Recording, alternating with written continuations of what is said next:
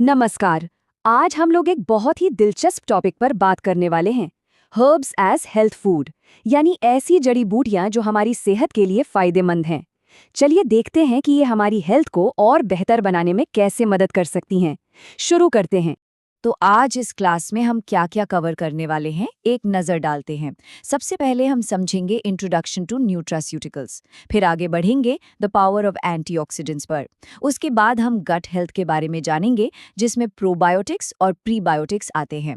फिर हम बात करेंगे डाइटरी फाइबर्स की। इसके बाद हम देखेंगे इसेंशियल फैट्स और एल्गी के बारे में। और आखिर में हम अपनी डाइट में हर्ब्स की अहमियत को समझेंगे। तो चलिए एक एक करके इन सब टॉपिक्स को एक्सप्लोर करते हैं। तो चलिए शुरुआत करते हैं अपने पहले सेक्शन से, इंट्रोडक्शन टू न्यूट्रास्यूटिकल्स। समझते हैं कि हेल्थ फूड्स का बेसिक कॉन्सेप्ट आखिर है क्या।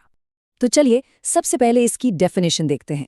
स्लाइड पर लिखा है, nutraceuticals is defined as a substance which can be considered a food or its part which, in addition to its normal nutritional value, provide health benefits including prevention of disease or promotion of health। इसका मतलब क्या हुआ? Simple शब्दों में, nutraceuticals ऐसे पदार्थ हैं जो या तो फूड हो सकते हैं या फूड का कोई हिस्सा, जो हमें नॉर्मल न्यूट्रिशन तो देते ही हैं, पर उसके अलावा कुछ खास हेल्थ बेनिफिट्स भी देते हैं। जैसे कि ये बीमारियों से बचाने में मदद करते हैं और हमारी हेल्थ को प्रमोट करते हैं। अब देखते हैं इनके थेरेप्यूटिक एप्लीकेशंस, यानी इनका इलाज में क्या इस्तेमाल होता है। पहला पॉइंट है, they are used to improve health, delay the aging process, prevent chronic diseases, increase life expectancy और support the structure of function of the body. तो इसका मतलब यह है कि इनका इस्तेमाल हेल्थ को सुधारने के लिए, बुढ़ापे की प्रक्रिया को धीमा करने के लिए, लंबी चलने वाली बीमारियों से बचने के लिए, उम्र बढ़ाने के लिए और बॉडी के स्ट्रक्चर और फंक्शन को सपोर्ट करने के लिए किया जाता है। और आखिरी पॉइंट देखिए, the major diseases for the preparation and or treatment where of nutraceuticals have been associated are heart disease, cancer, hypertension and diabetes. यानी कि न्यूट्रास्यूटिकल्स को खास तौर पर बड़ी बीमारियों जैसे heart disease, cancer, high blood pressure और डायबिटीज के इलाज या उनसे बचाव के लिए इस्तेमाल किया जाता है। चलिए अब अपने अगले सेक्शन की तरफ बढ़ते हैं, द पावर ऑफ एंटीऑक्सीडेंट्स। ये हमारे शरीर का एक तरह से डिफेंस सिस्टम है जो हमारी सेल्स को डैमेज से बचाता है। तो एंटीऑक्सीडेंट्स आखिर हैं क्या? चलिए देखते हैं।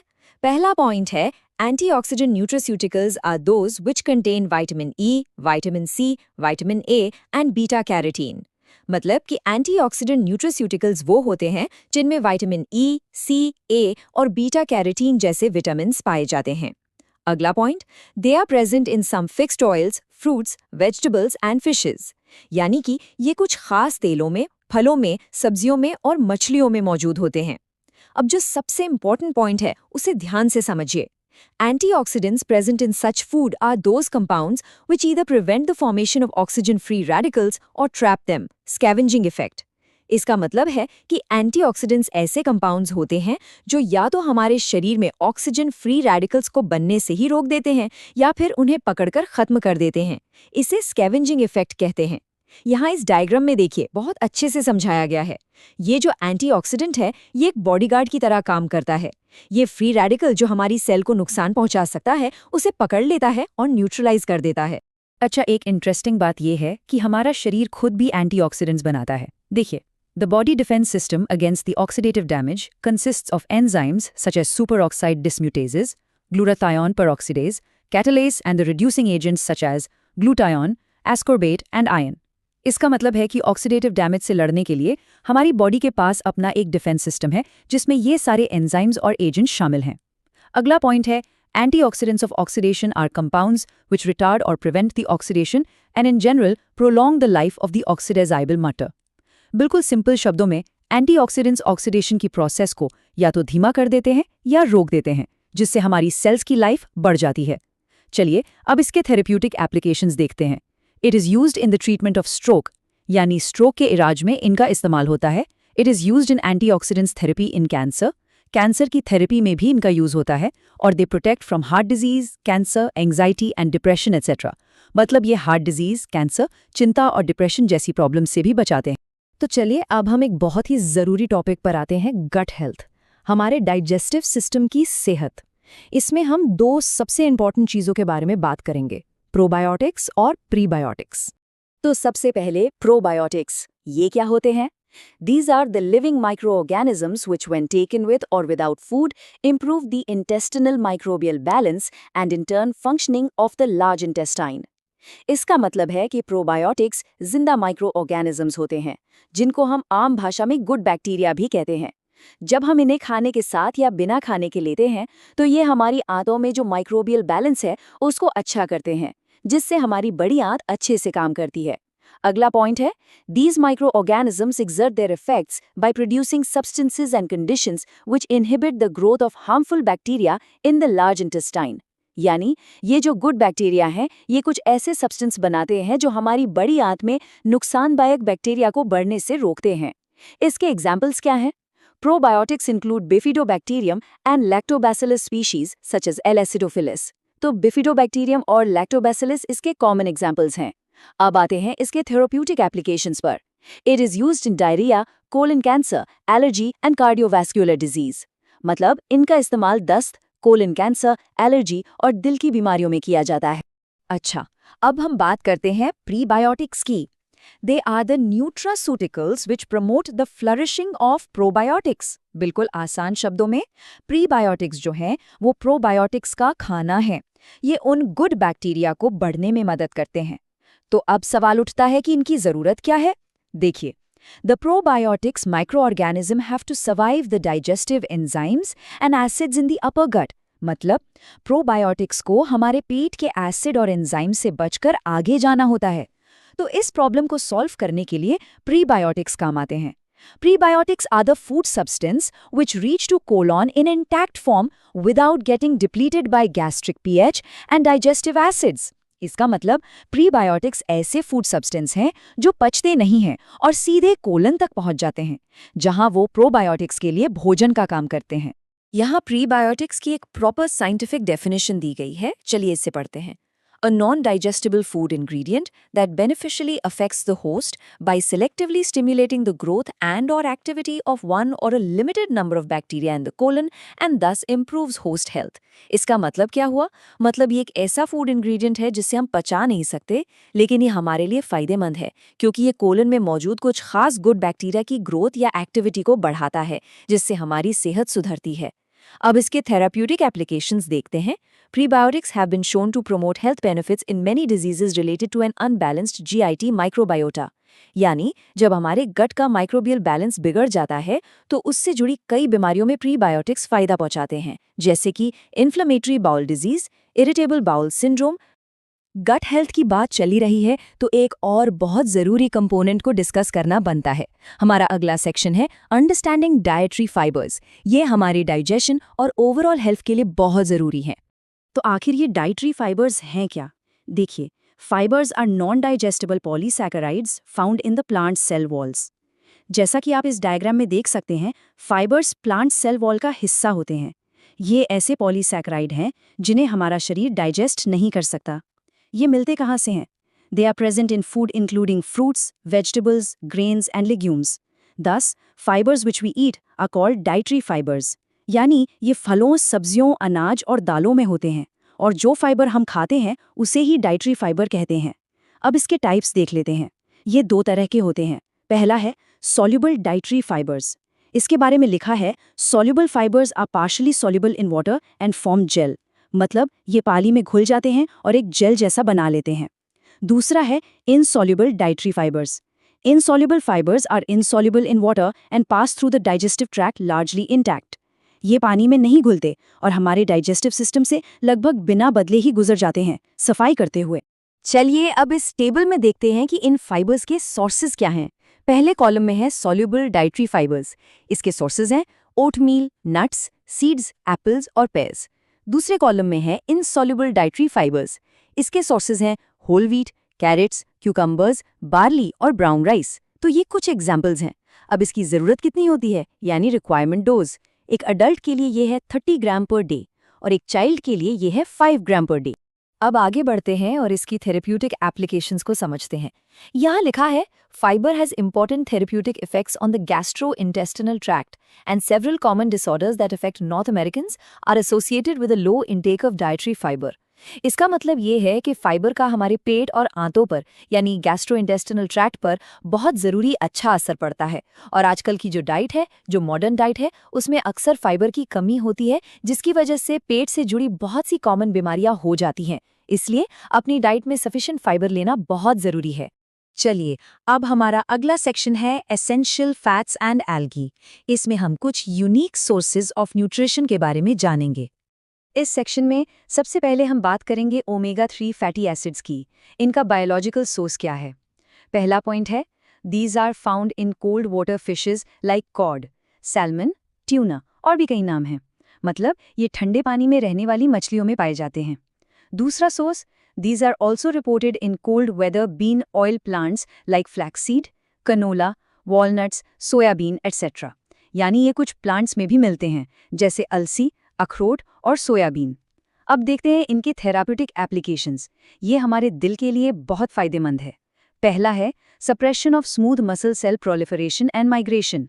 फिर reduction of LDL and VLDL levels. इसके आगे लिखा है बैड कोलेस्ट्रॉल। तो LDL को बुरा कोलेस्ट्रॉल माना जाता है और ओमेगा 3 इसे कम करता है। डिक्रीज इन हाइपरकोलेस्ट्रोलीमिया एंड ट्राइग्लिसरिडीमिया, यानी खून में बढ़े हुए कोलेस्ट्रॉल और ट्राइग्लिसराइड को भी कम करता है। और आखिर में इंक्रीज इन HDL लेवल्स, जिसे गुड कोलेस्ट्रॉल कहते हैं। तो ये अच्छे कोलेस्ट्रॉल को बढ़ाता है। सिंपल है, ये बुरे कोलेस्ट्रॉल को कम करता है और अच्छे कोलेस्ट्रॉल को बढ़ाता है। अब हम एक बहुत ही खास चीज के बारे में बात करेंगे, स्पिरुलिना। इसे एक सुपर फूड भी माना जाता है। It is a microscopic plant which grows in fresh water planktonic form, यानी ये एक बहुत ही छोटा पौधा है जो ताजे पानी में उगता है। Spirulina is a concentrated source of food containing nutraceuticals and contains antioxidants, probiotics and phytonutrients। मतलब ये पोषक तत्वों का एक खजाना है। इसमें न्यूट्रास्यूटिकल्स, एंटीऑक्सीडेंट्स, प्रोबायोटिक्स सब कुछ भरपूर मात्रा में होता है। इसका बायोलॉजिकल सोर्स क्या है? Spirulina is a blue green algae, spirulina platensis or spirulina maxima. ये एक नीली हरी काई यानी ब्लू ग्रीन एल्गी है और इसकी फैमिली है ऑस्किलेटोरियसिया। तो अब देखते हैं स्पिरुलिना का बायोलॉजिकल रोल। पहला point, spirulina has immunostimulant activities. मतलब ये हमारे इम्यून सिस्टम को स्टिमुलेट करता है, यानी उसे मजबूत बनाता है। कैसे? It stimulates the production and activity of bone marrow, stem cells, macrophages and T cells. ये हमारी इम्यूनिटी से जुड़ी इंपॉर्टेंट सेल्स जैसे टी सेल्स और मैक्रोफेजेस की एक्टिविटी को बढ़ाता है। अब एक बहुत ही इंपॉर्टेंट पॉइंट देखिए। In vitro studies on spirulina indicate that it enhances cell nucleus enzyme activity and DNA repair and hence it has possible role in cancer treatment. इसका मतलब है कि स्टडीज में पाया गया है कि ये सेल के DNA को रिपेयर करने में मदद करता है, इसलिए इसका कैंसर ट्रीटमेंट में भी एक रोल हो सकता है। अब आते हैं इसके थेरेप्यूटिक एप्लीकेशंस पर। यह सिर्फ हमारी सेहत के लिए ही नहीं, एनवायरनमेंट के लिए भी अच्छा है। Spirulina is simple and has fast growth rate. Since cultivation of spirulina can be undertaken even in wastewater, this helps to solve the problem of water pollution. मतलब इसे वेस्ट वाटर में भी उगाया जा सकता है, जिससे वाटर पोल्यूशन की समस्या को कम करने में मदद मिलती है। Spirulina grows well in sewage water, which is best material for biodegradations. यानी ये सीवेज वाटर में भी अच्छे से ग्रो करता है, जो बायोडिग्रेडेशन के लिए बहुत अच्छा है। चलिए अब आगे बढ़ते हैं अपने आखिरी सेक्शन की तरफ, हर्ब्स इन योर डाइट। इसमें हम दो ऐसी चीज़ों की बात करेंगे जो हम सबके किचन में आसानी से मिल जाती हैं, सोए और गार्लिक, यानी सोया और लहसुन। तो पहले बात करते हैं सोया की। इसका बायोलॉजिकल सोर्स क्या है? These are the fully matured dried seeds of the plant glycine soja and glycine max. यानी ये ग्लाइसिन सोजा और ग्लाइसिन मैक्स पौधे के पूरी तरह से पके हुए सूखे बीज होते हैं। इसकी फैमिली है लेग्यूमिनोसे। अब इसका बायोलॉजिकल रोल समझते हैं। सोया contains low proportion of saturated fat but is a rare source amongst plants containing omega-3 fatty acids। मतलब सोया में सैचुरेटेड फैट कम होता है और ये प्लांट्स में ओमेगा-3 फैटी एसिड्स का एक रेयर सोर्स है। और एक खास बात, it contains no cholesterol but helps to lower blood cholesterol levels. Soya में खुद कोई कोलेस्ट्रॉल नहीं होता, बल्कि ये ब्लड कोलेस्ट्रॉल लेवल को कम करने में भी मदद करता है। अब सोया के थेराप्यूटिक एप्लीकेशंस को थोड़ा डिटेल में देखते हैं। पहला point, dietary fibre is present in soybean in high quantities. Dietary fiber is essential for total body functioning and plays a vital role in the digestive system. मतलब सोयाबीन में काफी ज्यादा डाइटरी फाइबर होता है जो पूरी बॉडी और खासकर डाइजेस्टिव सिस्टम के लिए बहुत जरूरी है। अगला point, soybean contains isoflavones in abundance, which is a vital component of the female reproductive system. When women reach menopause, they experience a drastic drop in estrogen levels. इसका मतलब है कि सोया में आइसोफ्लेवोन्स होते हैं जो फीमेल रिप्रोडक्टिव सिस्टम के लिए अहम हैं। खास तौर पर मेनोपॉज के दौरान जब ईस्ट्रोजन लेवल कम हो जाता है तब ये फायदेमंद हो सकते हैं।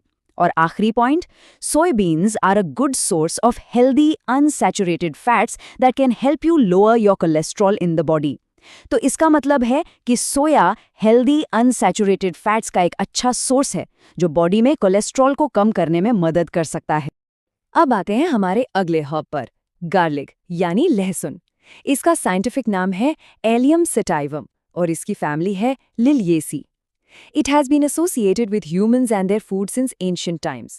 मतलब लहसुन का इंसानों से और उनके खाने से बहुत पुराना रिश्ता है।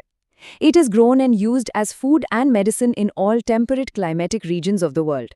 इसे दुनिया भर में खाने और दवा दोनों के रूप में इस्तेमाल किया जाता है। और इसकी न्यूट्रिएंट्स क्या है? It contains carbohydrates, protein, high amount of phosphorus, potassium and calcium. तो इसमें इन सभी पोषक तत्वों की अच्छी मात्रा होती है। तो अब इसके थेरेप्यूटिक एप्लीकेशंस देखते हैं। पहला पॉइंट है, it reduces serum lipids levels, यानी ये खून में लिपिड्स या फैट के लेवल को कम करता है। ऐसा ये दो तरह से करता है। पहला, रिडक्शन और इनहिबिशन ऑफ लिपोजेनेसिस, मतलब ये फैट बनने की प्रोसेस को रोकता है। और दूसरा, enhancing breakdown and excretion of lipids, मतलब ये फैट को तोड़कर शरीर से बाहर निकालने में मदद करता है। अगला point, garlic shows antibiotic activity against mycobacterium tuberculosis, staphylococcus aureus and S faecalis. तो लहसुन में एंटीबायोटिक प्रॉपर्टीज भी होती हैं और ये कुछ खास तरह के बैक्टीरिया के खिलाफ असरदार है। और आखिर में, garlic is useful in the treatment of amoebic dysentery and parasites like tapeworm and hookworm, यानी ये अमीबिक डिसेंट्री और पेट के कीड़ों जैसे टेपवर्म और हुकवर्म के इलाज में भी काम आता है। तो साफ है, लहसुन सिर्फ टेस्ट के लिए नहीं, एक पावरफुल मेडिसिन भी है। तो आज हमने इन सभी नेचुरल सोर्सेज के बारे में जाना और देखा कि ये कैसे काम करते हैं। अब सवाल ये उठता है कि आज के मॉडर्न डाइट को देखते हुए इनमें से कौन से हेल्थ फूड्स हमारे लिए सबसे ज्यादा फायदेमंद हो सकते हैं। इस पर जरूर सोचिएगा। इसी सवाल के साथ हम आज की क्लास यहीं खत्म करते हैं। धन्यवाद।